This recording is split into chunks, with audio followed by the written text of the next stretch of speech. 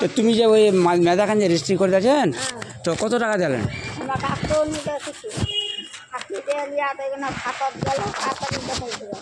কেন দখল করবে? তুমি রেজিস্ট্রি আছে দখল কেন করবো? কেন?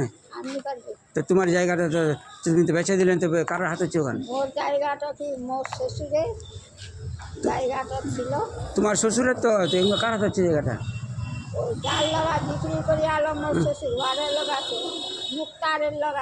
তো তোমার ভাগ তো তোমার জায়গাতে তুমি কিছু নিয়ে দিলে ফাটিয়ে দিয়ে নিলে ওরা আমার ফাটিয়ে দিয়ে তো ইস্যু বলে এলো তুই করে ইস্যু বার ইমাম করে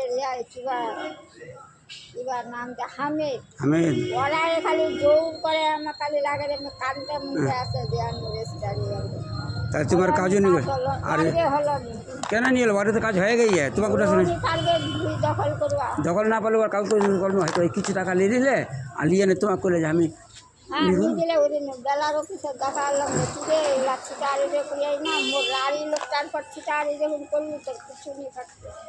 না আমার মনে হচ্ছে ওরা কিছু টাকা নিয়ে আছে আর তোকে শোনা যে আমি দখল নিতে পারি। ওরা টাকা নিয়ে আছে বললাম দেখে আর তোকে শোনালে যে আল্লাহ সবার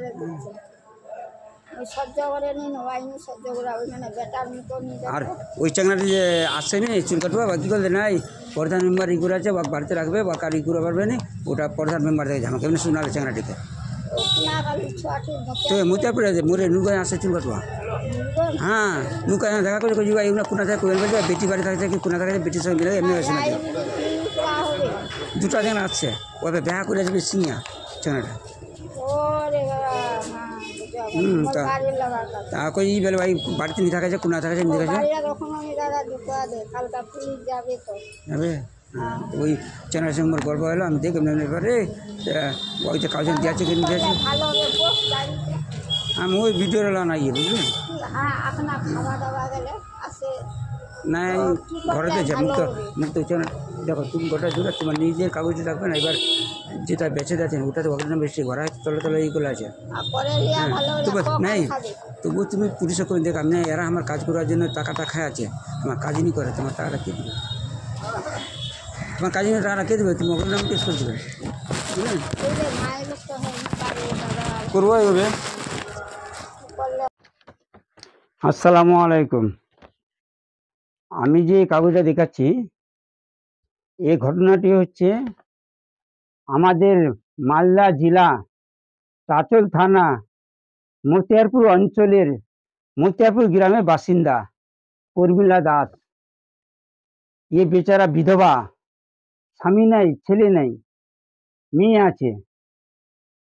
এর যে ভিডিওটা আপনারা দেখলেন, কথাগুলো তো শুনলেন, ভালো করে আবার শুনবেন তার কথাগুলো। দুই দালালের কথা আসছে এখানে। এক তো ওর গ্রামের যিনি ওর মেয়ের কাছ থেকে জায়গাটা নিয়েছে কিনে, কিন্তু উনি গায়ের জোরে সম্পূর্ণ জায়গাটা নিয়ে নিচ্ছে, মানে এর অংশটা শুদ্ধ ও নিয়ে নিচ্ছে রেজিস্ট্রি করে, অথচ এই রেজিস্ট্রি দেয়নি। কিন্তু গ্রামের মানুষ বা আজকালকার দালাল যারা নেতা পয়সাওয়ালার কথা শুনে, গরিবের কথা কেউ শুনে না। বলে বেচারা 2 বছর ধরে পেরেশানি করছে, পেরেশানিতে দিন যাচ্ছে কিন্তু কেউ কথা শুনছে না। 2 বছর আগে আমি এর একটা ভিডিও ছেড়েছিলাম, সত্য ঘটনা, ইউটিউবে আপনারা দেখতে পাবেন, বাংলা ভাষায় এবং হিন্দি ভাষায় ছেড়েছিলাম। আর আবার দেখা হলো আমার সঙ্গে কালকে, তো ওই অবস্থায় এখন আছে, তাকে কেউ এখনো বাড়িতে ঢুকাতে পারেনি। আবার আমি খোঁজ নিয়েছিলাম, গ্রামের লোক বলছে যে না ওকে অন্য জায়গায় বাড়ি করার জায়গা দিচ্ছে, কিন্তু ও নিবে না। তো কেন নিবে? ওর বাড়ির জায়গাটা যে বেশি মূল্যবান, আর অন্য জায়গায় বাড়ি কেন করবে? অথচ কেউ আর জোর করে তাকে বাড়িতে ঢুকাচ্ছে না বা কেউ সাথ দিচ্ছে না, জানেন। মেম্বার প্রধান কি বলছে জানেন? ওকে বলছে তুমি নিজের দলিল দেখাও, মানে ওর স্বামী নাকি ওকে দিয়েছিল রেজিস্ট্রি করে 2 শতক মাটি। ঠিক আছে, তখন তো আর কম্পিউটার সিস্টেম ছিল না, 3 বছর 4 বছর পরে দলিল পাওয়া যেত। সে দলিল ও জোগাড় করেনি, এখন ডেটও নেই, মরিলের কাছে দৌড়াচ্ছে, তো মরিল পয়সা খেয়ে নিচ্ছে, ওকে কাগজ দিচ্ছে না বের করে। আজকাল তো সব দালাল দুনিয়া হয়ে গেছে আর ঠগের দুনিয়া, তো কি করবে? কিন্তু এই যে জায়গাটা আছে, দলিলটা ওর স্বামীর নামে আছে। এবার ওর স্বামীকে আবার ওর ননদিরা দিয়েছিল অংশ হিসাবে, রেজিস্ট্রি করে। তো জায়গাটাতে ওর স্ত্রীরও দাঁড়াচ্ছে অংশ, মেয়েরা বিক্রি করলো নিজের অংশ। কিন্তু প্রধান ওকে মানে ডাইরেক্ট বলতে পারছে না যে আমি তোমার কাজ করব না। ওকে বলছে তুমি তোমার কাগজটা নিয়ে এসো। কেন? প্রধান কি মূর্খ? জানে না যে স্বামীর অংশ পাবে? বলুন আপনারা। এইজন্য বলছি আমি মতিয়াপুর গ্রামের এবং আমার রাজ্যে মমতা দিদি আপনাকেও বলছি যে আজ যদি আপনার মায়ের এরকম অবস্থা হতো, আপনার খালার হতো, আপনার কাকির হতো, আপনার দিদির হতো, আত্মীয়-স্বজনের যদি হতো, আপনাদের মনটা কিরকম করতো? আপনারা চুপ থাকতেন? আজ আপনি একটা রাজ্যের মুখ্যমন্ত্রী হয়ে এক মহিলার উপর জুলুম হচ্ছে, আর আপনি কিছু করতে পারবেন না? এই ভিডিওটা আপনার কাছে অবশ্যই যাবে। আর আপনি দয়া করে এই মহিলাটাকে বাড়িতে আশ্রয় করার ব্যবস্থা করবেন। যেন বাড়িতে যাওয়ার সুযোগ পায়। আপনি ইচ্ছা করলে একদিনেই ১ ঘন্টার মধ্যে কাজ করতে পারবেন। আপনার হাতে সবকিছু আছে। আপনাদেরকে যদি কেউ খারাপ ভাষায় গালি দেয়, কোনো কথা বলে তো আপনারা তুরন্ত ব্যবস্থা করতে পারেন। আর এই মহিলাটার আমি ১ বছর আগে একটা ভিডিও ছেড়েছিলাম। কি আপনাদের কানে পৌঁছায়নি? আপনারা কি চোখে দেখতে পাননি? এইজন্য বলছি আজ আমার দেশের জনগণ নেতারা না দেখার ভান করে থাকতে পারে।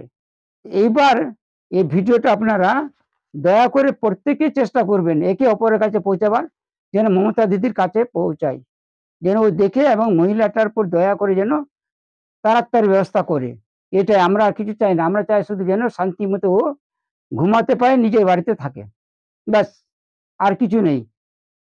কেন? যে যেকোনো মানুষ শান্তিমতো একটু আরামে নিজের জায়গায় ঘুমাতে পারবে। তার জায়গা আছে, সম্পত্তি আছে। ও গায়ের জোরে নিবে কেন? নিলে তো মেয়ের অংশটা লোক না। এর জায়গাটা তো দিবে। ২ বৎসর ধরে ও বেচারা করছে। আর এই ২ দালাল তাকে লোভ দেখালো যে আমরা মেম্বার, আমরা পার্টির লোক তৃণমূলের, আমাদের হাতে পুলিশ আছে।